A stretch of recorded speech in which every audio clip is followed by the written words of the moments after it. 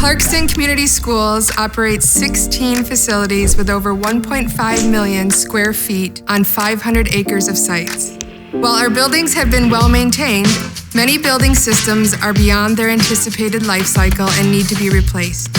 On November 8th, 2022, Clarkston voters will have the opportunity to vote on an up to $197.5 million school bond proposal.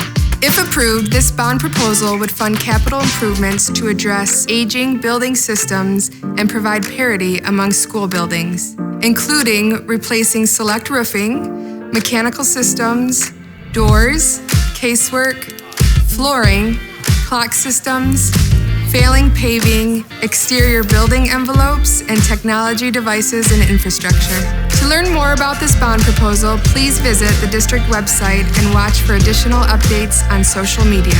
And please remember to vote on November 8th, 2022. Thank you.